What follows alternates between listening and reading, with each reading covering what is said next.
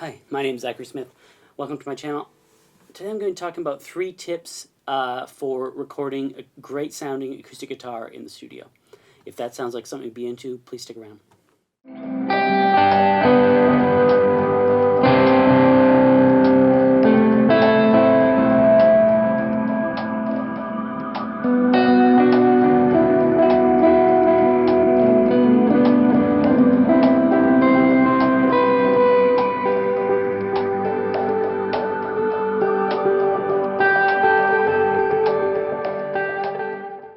My first tip is to use a large diaphragm condenser like you would on a vocal.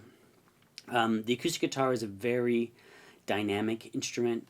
It covers a lot of frequency, and so a large diaphragm condenser is great because it kind of matches that. You do have to be careful about the air coming out of the sound hole on an acoustic guitar. Just like a vocal, you can get kind of pops happening, but if you pay attention to mic placement, I think you can get a lot of great results with a large diaphragm condenser.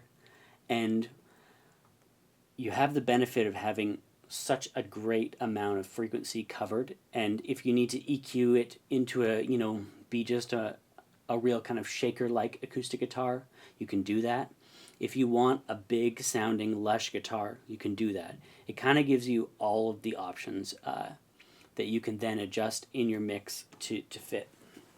So what I like to do is use a large diaphragm condenser, pointed at the 12th fret at about 1 foot of distance here.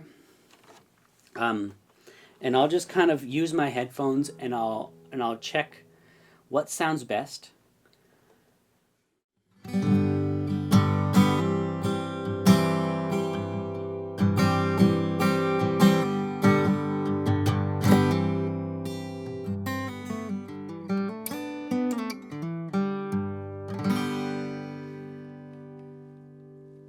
Here's that same kind of thing with a pretty light pick.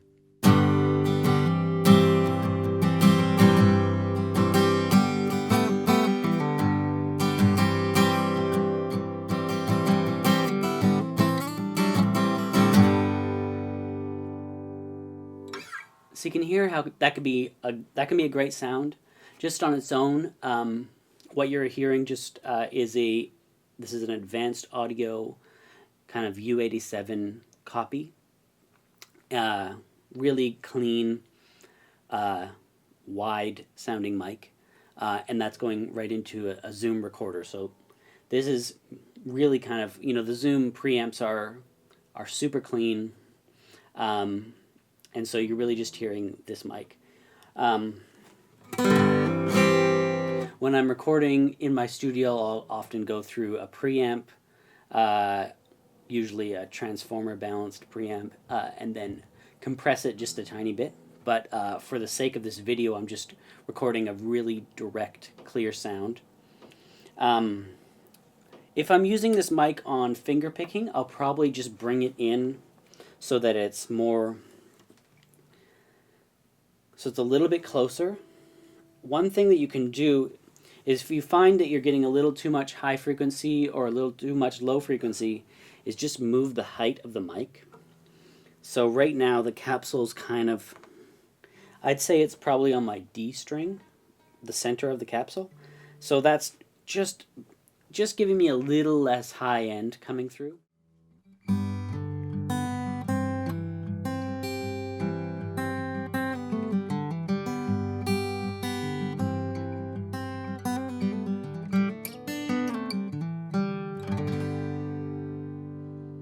So when you bring it in, you get a bit more intimate sound, and that's really a great kind of finger style sound that can be used, to be the centerpiece of a song.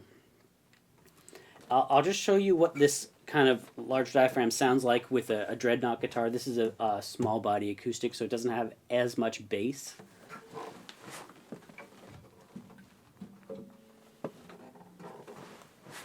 With this dreadnought, I'll want to be a little bit more careful, but it already kind of works because I've said that I like it on the 12th fret.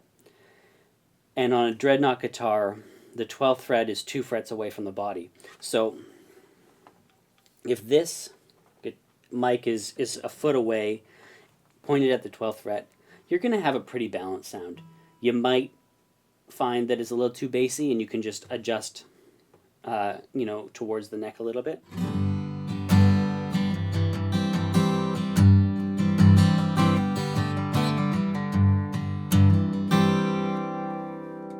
Again with the pick.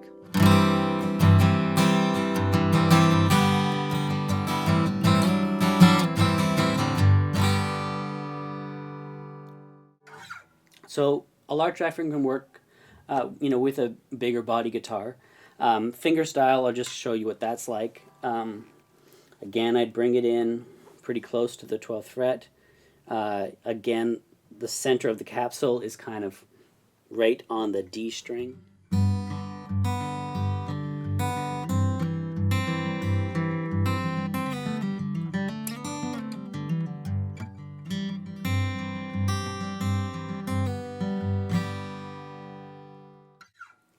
So another great sound.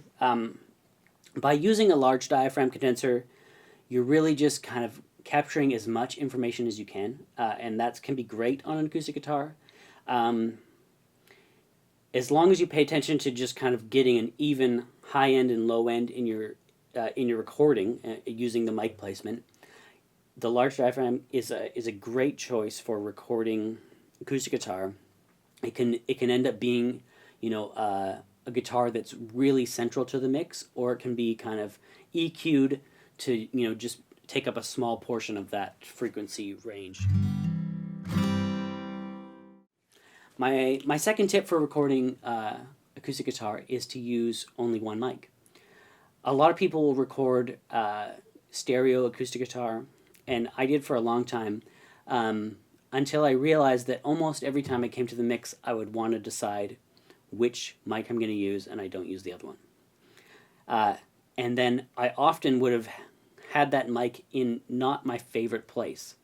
So by sticking everything into one mic, you first of all get to put that mic in the best place, the best sounding place, and you commit to having a great sound. The large diaphragm is great for that because it can cover so many bases.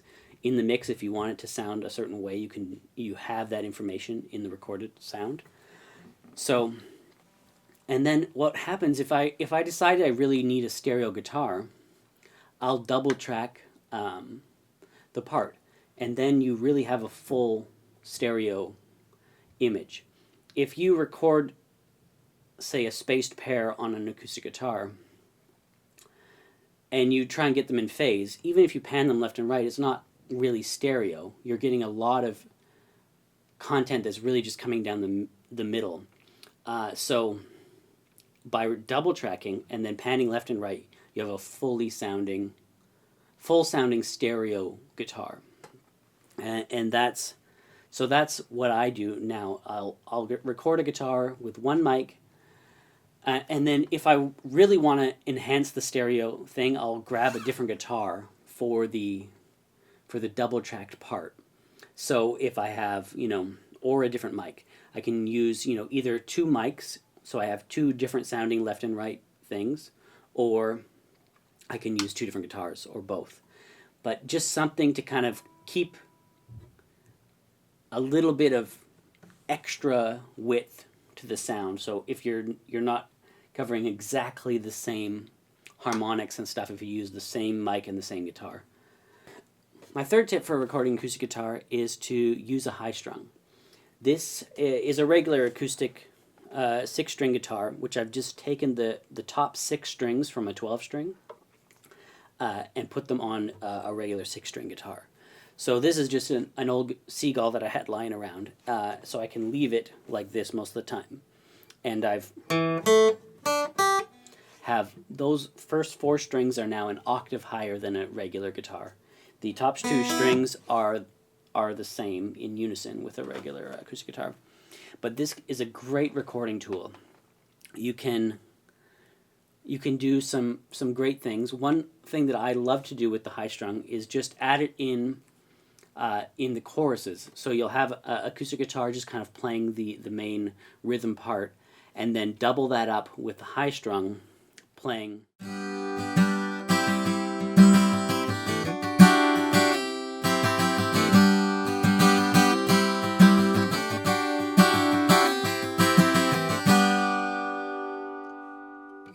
Just add that kind of a sound into the chorus, and it just, especially if you double track the high strung, you have this, you know, stereo kind of high frequency addition to the acoustic guitar, which just lifts everything.